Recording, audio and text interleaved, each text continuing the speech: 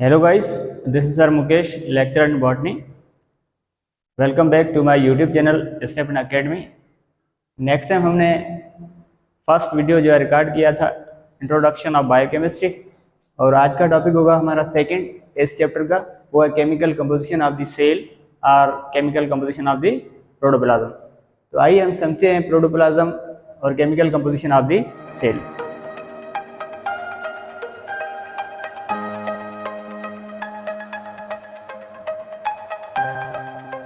यहाँ पे लिखा हुआ है मैंने जो है एक सेल ड्रा करके रखा है।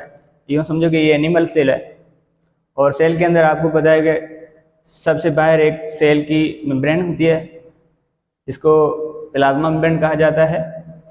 और सेल के अंदर सेंटर पे एक न्यूक्लियस होता है जिसको हम कहेंगे न्यूक्लियस, और उसके अंदर जो फ्लूइड है न्यूक्लियोप्लाज्म। ये देखो सेंटर पे न्यूक्लियस है और उसकी न्यूक्लियस की ये न्यूक्लियर मेम्ब्रेन है, यानी एक यूकैरियोटिक सेल है। और उसके अलावा तीसरे नंबर पे सेल के अंदर होता है एक बड़ा space between cell membrane and nuclear membrane, is known as cytoplasm. तो ये एक सेल है, और सेल के अंदर केमिकल कंपोजिशन हमें स्टडी करनी है कि कौन सा जो है कंपोनेंट्स होते हैं सेल के अंदर, और उसको हम प्रोटोप्लाज्म कहते हैं क्यों, ये सारा कुछ आज समझेंगे। तो यहाँ पे लिखा हुआ है description, all living organism are structurally composed of cell. भाई दुनिया के अंदर जो भी लिविंग चीज़ है वो स्ट्रक्चरली सेल से बनी हुई होती है, क्योंकि cell is the basic unit of life. यानी लाइफ की जो ओरिजिनेट हुई है, लाइफ इमर्ज हुई है, वो सेल के बुनियाद पर हुई है, क्योंकि सेल से पहले कोई ऐसी लिविंग चीज़ नहीं थी जो लाइफ को बना सके। और सेकेंड, ये स्ट्रक्चरल और साथ साथ फंक्शनल यूनिट भी है। क्यों? क्योंकि सेल के अंदर जो ऑर्गेनेल्स होते हैं, सब ऑर्गेनेल डिफरेंट ऑर्गेनेल्स होते हैं, उनके अंदर डिफरेंट काम हो रहे होते हैं। क्योंकि सेल के ऊपर काम होता है, तो ये हो गया स्ट्रक्चरल और functional unit of the life. उसके अलावा सेकंड पॉइंट है कि every living cell contain living matter and protoplasm, यानी हर लिविंग सेल के अंदर एक लिविंग मैटर होता है, उसको हम प्रोटोप्लाज्म कहेंगे। प्रोटो मीन्स फर्स्ट और प्लाज्म मीन्स फ्लूइड, यानी फर्स्ट फ्लूइड यही था। इससे पहले दुनिया के अंदर कोई लिविंग चीज़ नहीं थी। तो बायोमॉलिक्यूल जब मिलते हैं, हम आज डिटेल आगे पढ़ेंगे बायोमॉलिक्यूल्स की, प्रोटीन लाइक कार्बोहाइड्रेट, लिपिड वगैरह, जब वो आपस में मिलते हैं सेल के अंदर तो लिविंग मैटर बनता है, उसको ही हम कहेंगे protoplasm. Proto means first, plasm माना फ्लूइड, यानी फर्स्ट फ्लूइड। उसके अलावा ये तीन और टर्म यहाँ पे लिखे हुए हैं, जैसे साइटोप्लाज्म, न्यूक्लियोप्लाज्म और प्रोटोप्लाज्म। तो साइटोप्लाज्म क्या होता है? साइटो मीन्स सेल और प्लाज्म मीन्स फ्लूइड, यानी सेल के अंदर जो फ्लूइड होता है। फिर कहाँ पे होता है? हमने थोड़ा इधर डेफिनेशन लिखी हुई है। ये कह रहा है साइटोप्लाज्म एवरीथिंग आउटसाइड ए न्यूक्लियस, यानी न्यूक्लियस से बाहर सेल मेम्ब्रेन के अंदर जो भी चीज़ है सेल की, इज नोन एज साइटोप्लाज्म। यानी न्यूक्लियस मेम्ब्रेन के बाहर और सेल मेम्ब्रेन के अंदर जो स्पेस है, इस स्पेस के अंदर जो कुछ है, is known as cytoplasm. Second, nucleoplasm is everything inside nucleus, यानी nucleo means nucleus, plasm and fluid, यानी न्यूक्लियस के अंदर जो कुछ है, is known as nucleoplasm. Nucleus membrane के अंदर जो कुछ प्रेजेंट है material is known as nucleoplasm. और थर्ड पे प्रोटोप्लाज्म एवरीथिंग इनसाइड सेल, यानी अब ये टर्म बता रहे हैं कि सेल के अंदर जो कुछ है वो कहलाएगा प्रोटोप्लाज्म। यूँ देखिए आप, ये सेल की मेम्ब्रेन है और ये सेल की इस तरफ ये मेम्ब्रेन, यानी सेल मेम्ब्रेन के अंदर जो कुछ मटेरियल प्रेजेंट है इज नोन एज प्रोटोप्लाज्म। तो आगे हम इसको डिटेल में पढ़ते हैं। इधर कुछ लिखा हुआ है, ये कह रहा है कि the liquid portion of the cell cytoplasm is referred to as the cytosol, यानी साइटोप्लाज्म का जो लिक्विड पोर्शन है, यानी ये साइटोप्लाज्म है, इसके अंदर जो लिक्विड प्रेजेंट होता है उस लिक्विड पोर्शन का नाम हम रखते हैं cytosol. Cyto means cell, sol माना फ्लूइड, यानी सेल का fluid. Cyto means cell, biology में जहाँ भी साइटो वर्ड आएगा उसकी मीनिंग होगी cell. Sol means fluid, sol means fluid. तो ये हो गया। The liquid portion to the nucleoplasm is referred to as nucleosol, और न्यूक्लियस के अंदर जो भी फ्लूइड होगा, न्यूक्लियो मीन्स फ्लूइड, सोल माना न्यूक्लियो माना न्यूक्लियस, सोल माना फ्लूइड, यानी न्यूक्लियस के अंदर जो भी फ्लूइड है उसको हम न्यूक्लियोसोल कहेंगे। तो उम्मीद करता हूँ ये समझ में आ गया होगा सारा। अब नीचे हमने थोड़ा शार्ट करके लिखा है, cytoplasm plus nucleoplasm is equal to protoplasm, यानी साइटोप्लाज्म, ये देखो साइटोप्लाज्म सेल का, प्लस ये न्यूक्लियोप्लाज्म है, प्लस ये साइटोप्लाज्म, यानी साइटोप्लाज्म को हम कंबाइन करेंगे, प्लस करेंगे न्यूक्लियस प्लाज्म से, तब बनेगा प्रोटोप्लाज्म। फार्मूला देखिए अब, C+N=P, यानी cytoplasm plus nucleoplasm is equal to protoplasm. तो इस तरीके से ये शॉर्टकट आपको याद रखना है प्रोटोप्लाज्म क्या है। उम्मीद करता हूँ समझ में आ गया होगा। नीचे देखो, chemical composition of protoplasm is still not known perfectly. ये कह रहा है कि केमिकल कंपोजिशन अभी क्लियर नहीं है, क्लियर कट नहीं है कि प्रोटोप्लाज्म के अंदर होता क्या है, लेकिन जो लिखा हुआ हम उसको डिटेल में पढ़ेंगे। However chemically it contain 70 to 90% water, यानी कि ये कह रहा है कि केमिकली आप प्रोटोप्लाज्म को देखेंगे तो उसके अंदर 70 से लेकर 90% जो है वाटर होता है। ठीक है बेटा, ओके।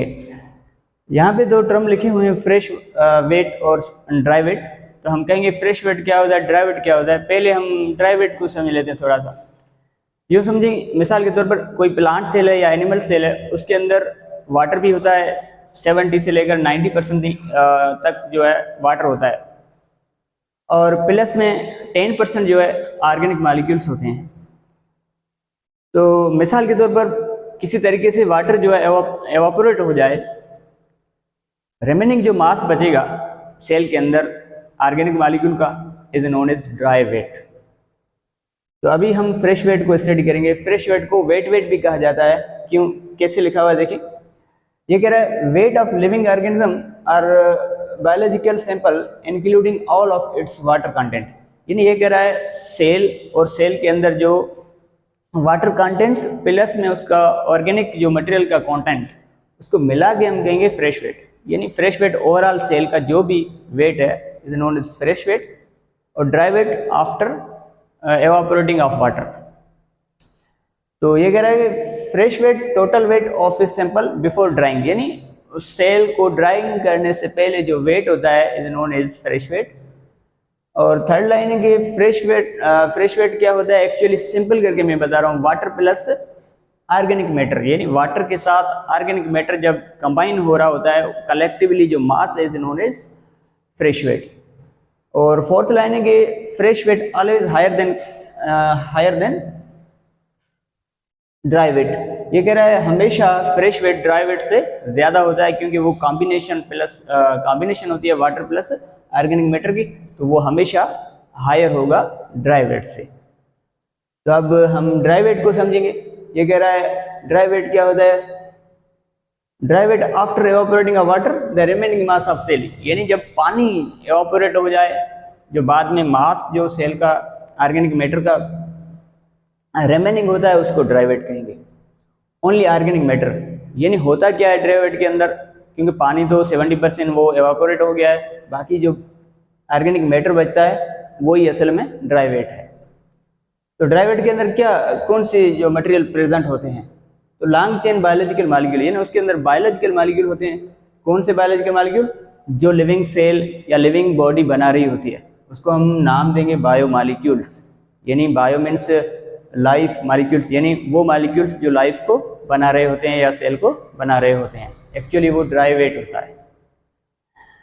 अब यहाँ पे डिटेल लिखा हुआ है, सेल के अंदर कौन से बायोमॉलिक्यूल्स होते हैं उनको हम समझने की कोशिश करेंगे। ये कह रहा है कि approximately 25 element out of 92 naturally occurring element, यानी दुनिया के अंदर 92 नेचुरली अकरिंग एलिमेंट्स हैं, उनमें से 25 ऐसे एलिमेंट्स हैं जो हमारे लिविंग बीइंग के अंदर मौजूद होते हैं। उसका फ़िलहाल हम उसको कह रहे हैं कि बायो एलिमेंट्स, यानी 92 में से 25 एलिमेंट्स जो हमारे लिविंग बीइंग के बॉडी के अंदर होते हैं उनको हम कहेंगे बायो एलिमेंट्स। हम ह्यूमन बॉडी की बात करें तो ह्यूमन बॉडी जो है बनी हुई है ओनली 16 बायो एलिमेंट। उन 25 में से 16 एलिमेंट सिर्फ बायो ह्यूमन बीइंग की बॉडी के अंदर आपको मिलेंगे, और इनको हमने क्लासीफाई किया है अकॉर्डिंग टू देयर प्रोपोर्शंस, यानी उनके रेशियोज के हिसाब से हमने जो है क्लासीफाई किया है ऑर्गेनिज्म के अंदर 16 एलिमेंट को। अब इसको डिटेल में पढ़ेंगे, वेरी इंपॉर्टेंट है। यहाँ पे देखो 16 बायो एलिमेंट में से 6 commonest bio elements that constitute 98% और 99%।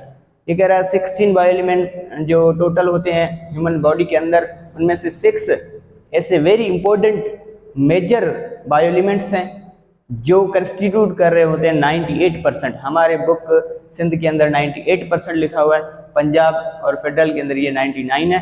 हमें ये याद रखना है 98 वाला। ये cross question, sorry recall question है, डायरेक्ट याद रखना है। तो जो ज़्यादातर जिस एलिमेंट का प्रोपोर्शन ज़्यादा है उसको हम कहेंगे मेजर बायो एलिमेंट। वो 6 होते हैं। कौन से? इधर लिखे हुए हैं, देखिए। ऑक्सीजन जो कि सेल के अंदर 65% होता है सबसे ज़्यादा। सेकंड पे कार्बन जो 18% है। Third hydrogen 10%, nitrogen 3%, sulphur, calcium. हमने दोनों को लिखा है, क्यों? हमारे बुक के अंदर ये सल्फर लिखा हुआ है, पंजाब फेडरल में ये कैल्शियम है, तो हम इस सल्फर को याद रखेंगे। ये 2% है, याद रखना है एमसीक्यू तौर। और लास्ट में 1% फास्फोरस होता है। इनको हम कंबाइन करेंगे, ये कितना हो जाता है सेल का? कंस्टिट्यूट 98%। तो याद रखना है, एमसीक्यू आ सकता है। जो 6 कॉमनेस्ट एलिमेंट है उनमें से ज़्यादा रेशो किसका है? फर्स्ट नंबर पे वो ऑक्सीजन का है, सेकंड कार्बन का है, कितना है याद रखना है। और लीस्ट किसका है? वो फास्फोरस का है। हमारे बुक में यहाँ पे सल्फर लिखा हुआ है। उसके अलावा जो सेकंड कैटेगरी है वो माइनर एलिमेंट की है। माइनर किसको कहेंगे? वो एलिमेंट जो हमें लेस देन 1% सेल के अंदर मिलते हैं। लेस देन 1 से ज़्यादा वाले वो हो गए मेजर, लेस देन 1 होगा तो हम कहेंगे माइनर। वो कौन से हैं? देखो, पोटाशियम है जिसका परसेंटेज 0.35 है, सल्फर है जिसका कितना है? 0.25 है, क्लोरीन है उसका 0.15 है, सोडियम 0.15 और मैग्नीशियम 0.05। तो ये सारे जो है elements less than 1% is known as minor bio element. यहाँ से भी क्वेश्चन आ सकता है, याद रखना है। और लास्ट में इधर लिखा हुआ है ट्रेस एलिमेंट। ट्रेस कौन से होते हैं? वो एलिमेंट जो लेस देन 0.05 से कम भी, यानी 1 से कम वो हो गए थे माइनर, 1 से ज़्यादा वाले वो मेजर, और 0.05 से भी लेस तो उनको हम कहेंगे ट्रेस एलिमेंट। तो ट्रेस कौन से है? आयरन है जिसका परसेंटेज भी लिखा हुआ है 0.004%, और उसके अलावा कॉपर है, मैंगनीज है, जिंक और आयोडीन। इस के अंदर हमने ये सारा पढ़ लिया। इसको कंबाइन करेंगे, ये टोटल जो बनता है वो 16 एलिमेंट ओवरऑल बायो एलिमेंट्स। इस बायो एलिमेंट के मिलने से बनेंगे बायोलॉजिकल मॉलिक्यूल। तो उनको हम यहाँ पे डिटेल में थोड़ी देर में डिस्क्राइब करते हैं। ये सेम चीज़ इधर न्यूमेरिकल फॉर्म में लिखी हुई थी, हमने इजी करके एक ग्राफ बनाया है, इसको आप अच्छे से समझें। देखो, ये वाई एक्सिस पे हमने वाई एक्सिस लिखा है, ये horizontal line x axis show कर रही है। एक्स एक्सिस पे मैंने जो है ये 6 कॉमन एलिमेंट को दिखाया है। देखिए कैसे, ये उसका जो है सबसे पहले oxygen, carbon, hydrogen, nitrogen, sulphur and phosphorus, ये हमने एक्स एक्सिस पे लिखा है। और वाई एक्सिस पे आपको लिखा नजर आ रहा है, देखो, रिलेटिव मास परसेंटेज 0 से शुरू होता है वो 70% तक, ठीक है। तो ऑक्सीजन का परसेंटेज कितना होता है 6 में से? 65। इधर देखें, ये हमने ऑक्सीजन लिखा है, इधर काउंट करें 10, 20, 30, 40, इस तरीके से 65 यहाँ पे होगा। तो सबसे ज़्यादा सेल के अंदर एलिमेंट किसका परसेंटेज ज़्यादा है? वो ऑक्सीजन का। ये लाल कलर देखो, लाल लाइन बता रही है कि 65% ऑक्सीजन का है। और सेकंड ये 18% कार्बन का है, फिर ये 10% हाइड्रोजन का, 3% नाइट्रोजन का, ये 3 इधर, और 2% सल्फर का, और लास्ट में 1% फास्फोरस। तो ये proportion of the major bio element in human body graphically आपको मैंने दिखाया। और लास्ट में ये वेरी इंपॉर्टेंट चार्ट है, इसको आप क्लियर करें, यहाँ पे भी क्वेश्चन आ सकते हैं। हमने 2 सेल की कंपेरिजन लिखी है, वो 2 सेल कौन से हैं? देखो, बैक्टीरियल सेल और ममेलियन सेल, ये हमारे बुक में इजीली लिखा हुआ है। इधर लिखा हुआ है typical bacterial cell, typical mammalian cell. Typical means normal cell और स्टैंडर्डाइज्ड सेल, वेरी इंपॉर्टेंट है। इधर देखो, हमने चार्ट बनाया, ये बायोमॉलिक्यूल लिखे हुए हैं, मॉलिक्यूल्स, उसका नाम, और इधर ये बैक्टीरियल सेल और लास्ट में ममेलियन सेल। ये कंपेरिजन है। सबसे पहले हमारी बॉडी के अंदर जो बायोमॉलिक्यूल है इनऑर्गेनिक, वो है वाटर। आपको याद रखना है, वाटर का परसेंटेज 70% होता है दोनों सेल के अंदर। देखो बैक्टीरियल सेल में भी वो सेम है और ममेलियन सेल में भी सेम है, ये याद रखना है। 70% लिखा हुआ है। क्वेश्चन आ सकता है कौन सा बायोमॉलिक्यूल है जो टिपिकल सेल बैक्टीरियल के अंदर और ममेलिया के अंदर परसेंटेज उसका सेम होता है, तो ये वाटर है जो कि 70% होता है। और सेकंड इधर क्वेश्चन आ सकता है कि भाई ओवरऑल हमारे सेल के अंदर ऑर्गेनिक मॉलिक्यूल ज़्यादा होते हैं या इनऑर्गेनिक, तो आप टिक लगाएंगे वाटर को, क्योंकि ये इनऑर्गेनिक है, वो परसेंटेज कितना है 70, दोनों सेल के अंदर बराबर। सेकंड पॉइंट है प्रोटीन, तो सेकंड पे प्रोटीन का नंबर है, वो बैक्टीरिया सेल के अंदर 15 और हमारे सेल के अंदर 18। तो ये क्वेश्चन कंबाइन करके पूछ सकता है कि भाई बैक्टीरियल सेल और ममेलिया के दोनों के अंदर कितना होगा वो आप काउंट करेंगे, और इंडिविजुअली कितना होता है 15, 18। और सेकंड पे ये ऑर्गेनिक, यानी सेकंड लेवल पे ऑर्गेनिक मॉलिक्यूल का परसेंटेज है हमारे सेल के अंदर, वो प्रोटीन का है। तो ये भी क्वेश्चन आ सकता है, यानी सेकंड लेवल पे बायोमॉलिक्यूल कौन है, प्रोटीन। पर ये क्वेश्चन और भी हो सकता है कि ऑर्गेनिक में ज्यादा कौन है, ऑर्गेनिक में ज्यादा कौन होता है प्रोटीन, इनऑर्गेनिक में ज्यादा कौन होता है वाटर, ये क्लियर करना है आपको। थर्ड पे कार्बोहाइड्रेट है, हमारे सेल के अंदर 4%, बैक्टीरिया सेल के अंदर 3%। और फोर्थ नंबर पे लिपिड है, बैक्टीरिया के अंदर 2% है और ममेलिया के अंदर 3%। उसके अलावा डीएनए, आरएनए, डीएनए का जो है परसेंटेज बैक्टीरिया सेल के अंदर 1% होता है, ममेलिया के अंदर 0.25 है। ये कम क्यों है, इसका मकसद ये होता है कि हमारा सेल बड़ा है, उसके अंदर उसकी साइज बड़ी है, तो डीएनए बिल्कुल उसके कंपेरिजन में कोई मायना नहीं रखता, तो उसका परसेंटेज कम है। बैक्टीरिया सेल छोटा होता है तो वो परसेंटेज बड़ा हो गया, देखो डीएनए का। तो इस तरीके से आरएनए कितना होता है हमारे सेल के अंदर 1.1, बैक्टीरिया के अंदर कितना 6। इस तरीके other organic compound like hormone हो गए, एंजाइम हो गए, मेटाबोलाइट्स, ये सेम परसेंट है दोनों में, 2-2%। उसके अलावा इनऑर्गेनिक आयंस, भाई ऑर्गेनिक इनऑर्गेनिक किसको कहते हैं, ऑर्गेनिक वो मॉलिक्यूल जिसके अंदर कार्बन के साथ हाइड्रोजन कोवेलेंटली बॉन्डेड हो, और इनऑर्गेनिक वो जिसके अंदर कार्बन के साथ हाइड्रोजन ना होना। तो ये केमिस्ट्री के अंदर ऑर्गेनिक केमिस्ट्री और इनऑर्गेनिक केमिस्ट्री अलग अलग बात है। तो इनऑर्गेनिक आयंस कौन से, like sodium, potassium, calcium, magnesium, chlorine and sulphate या फास्फेट, इनका जो परसेंटेज सेल के अंदर होता है वो 1% दोनों के अंदर सेम। तो ये था chemical composition of the cell. Last में ये मैं कहूँगा कि भाई आप इस बोर्ड के अंदर जो मैंने कुछ लिखा है इसका PDF आपको मिलेगा, वहाँ YouTube के ऊपर आप जाएंगे, डिस्क्रिप्शन अंदर जो आपको वहाँ पे लिंक मिलेगी, उसको क्लिक करके आप PDF हासिल कर सकते हैं। और उसके अलावा लाइक, कमेंट, शेयर करना है। Thank you for watching.